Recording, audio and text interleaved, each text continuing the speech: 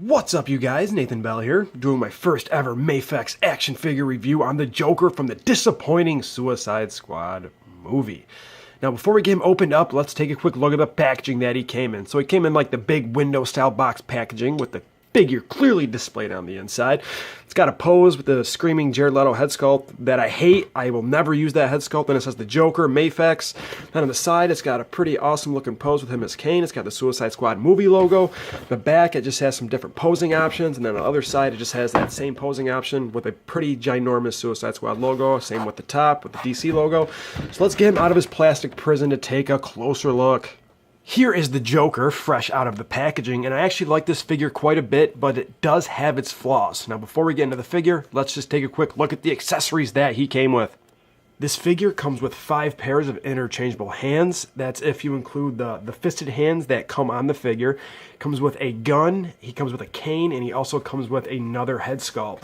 And I just don't like this head sculpt at all. Let me know what you guys think about it in the comments below. I just think it looks absolute like garbage. Look how big his eyeballs are, man. I mean, it's painted very well, but I just don't like this expression at all. The hair's painted nicely. You can see how it kind of goes from like dark to light and then back to light again. I really like the black wash in there, like the sculpted details for the hair. The tattoos came out very clean on this, as you can see. You got the J, and then you got the star on the other side that's painted blue. I really like the eye shadowing around the eyes. It's got like that purple black. You can see how he's got his grills in his mouth. The silver came out pretty nice on that. He got his tongue on the inside. You can see how the grills go all the way up. I mean, it's okay. I'll never use it, though. I really like the scarring also. I mean, I think Mafex did a very good job with this. I just am not a fan of it.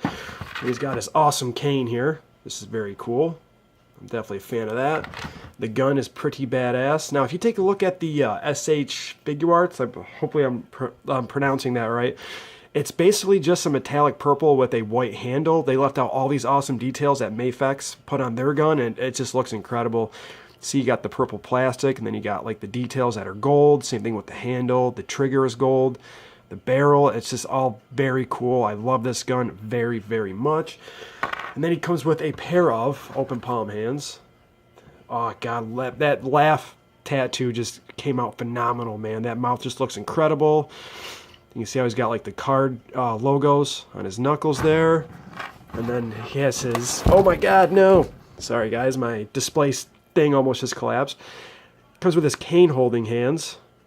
Very nice. And he just comes with kind of like a relaxed, casual type hands. And then he does come with his trigger holding hands. And I just think it's pretty consistent, this laughing tattoo is pretty consistent on all hands. They all turn out great. Back to the figure. Now, I like this head sculpt a lot more than the screaming head sculpt. I think this actually resembles the actor a lot more than the other one does. You can see how the red lips came out great. Same thing with the shadowing around the eyes. He's got green eyes. Was it like that in the movie? I thought they were blue. Well, I only watched it once, and that's all it took because I just wasn't a fan. But I did like the Joker in it. A lot of people didn't, but I did. I wish he would have been in it a lot more. So hopefully, so I don't know if he'll be in a Batman solo movie because you're going to have Deathstroke, but maybe he'll be in Suicide Squad #2. So the damage tattoo on this one also came out clean. Same thing with the star and the J. Now the tattoos underneath look phenomenal, and I wish Mafex came with another set of arms because these pop off very easy. Just pop those off, and then you can actually remove the coat. Now, I think that would have been awesome if he came with 2 naked arms, but what are you going to do? I still like this figure a lot, and I love the purple trench coat, which I will get into in a second, but you can see how well these tattoos came out. Very clean. The Joker, you get the smile, the jester right there, the ha-ha-ha, you get the cards up top, and I like this. So you can see how it's got that right there, okay? And then say you want to, like, pivot his neck, the tattoo stays. So that's pretty cool, man. So you can't really see the whole tattoo when he's got the coat on, so I see why they did that.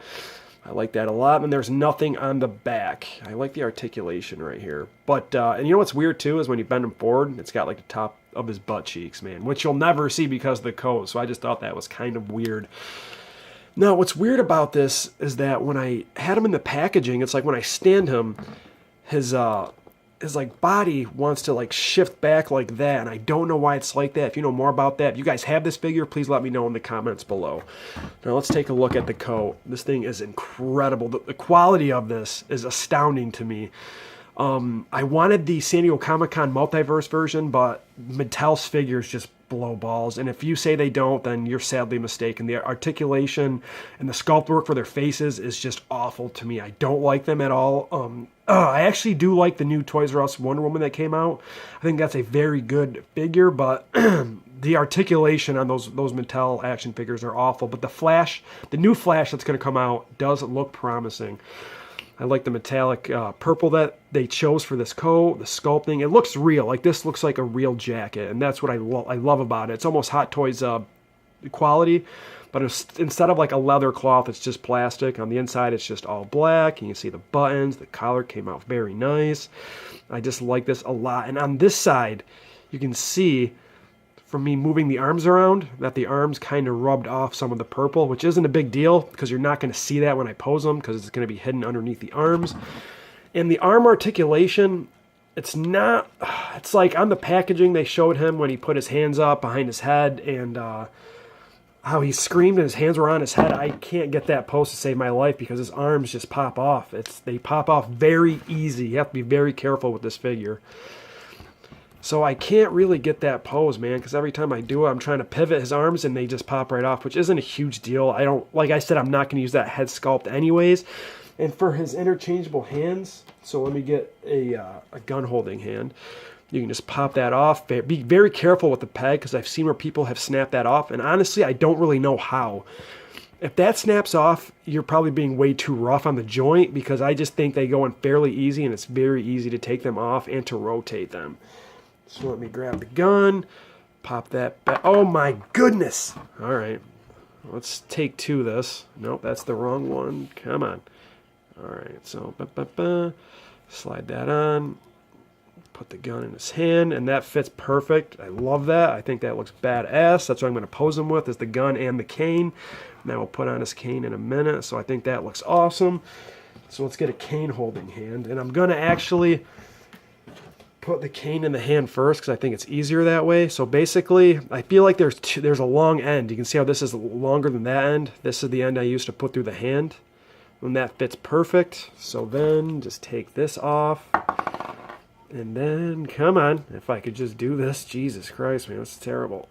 Bam! And you put that on, and then he's got his cane. So I think that's very cool. This is honestly probably how I'm going to pose my figure. Like I said, I love the Joker in this movie. I wanted the multiverse action figure, but the head sculpt and the articulation is just awful on those, so I waited, and then I actually went to a comic book shop to pick this guy up, and I saw him, and I couldn't pass it up. So let's get into some quick articulation. So the Joker's head can look up about that far before popping up. You can see how the coat does restrict it from going any further back, and then he can look down a fair amount. He does have a sweet neck pivot, and he can rotate, so that's very nice. His arm can go up about that far. It can move forward. He does have that double jointed elbow, and his wrist can rotate, and it can hinge up and down, and it can go side to side. So for this, I'm going to pop off his arms and take the coat off, because you can see how he can crunch about that. He can crunch about that far forward. It's kind of hard with the jacket, which is why I had to take the arms off. And he can go back a fair amount, but he does have this second kind of crunch, and it can make him look down even further without that popping off, of course. And then he does have that pivot, which is phenomenal. That looks good. But like I said, man, it kind of always goes back to that. It's really hard to keep him in that pose where he's straight up, because it always just wants to kind of bend like that, which kind of sucks. And it can rotate. His leg can kick up about that far. It can't really go back, maybe a tiny bit. He does have that kind of double-jointed knee joint. I don't know what to call that because I've never owned a Mafex action figure, but I like that joint a lot. His feet can kick up about that. They can go back a fair amount. He does have some awesome ankle pivot, and he does have toe articulation. And I forgot to mention his Arkham Knight sweatpants. You can actually see how there's different colors of blue in there. There's kind of some like darker blue, and then you can see it goes to lighter blue. And the Arkham logo came out phenomenal. So I definitely give it to Mafex. I just think this is a great action figure.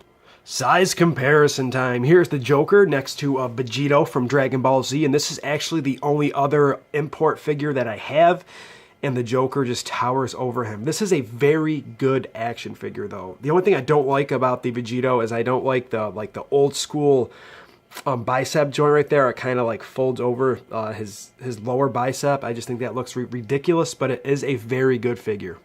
And here he is next to the Marvel Legends Nick Fury figure from the Build-A-Figure Giant Man wave, and they are roughly the same size. So if you wanted to use this Joker with your Marvel Legends, it will work. I also forgot to mention that he does come with a Mafex stand, but I'm absolutely not going to use it for that figure. I feel like he doesn't need one. So I actually threw my Marvel Legends X-Force Deadpool on there, and I think that looks fucking badass, man. I love this figure. I actually got this in a trade a long time ago. That's my review, guys. Hope you liked it. If you did, please hit the like button. If you want to see more of my other videos, please hit the subscribe button. I'll see you guys next time. Peace!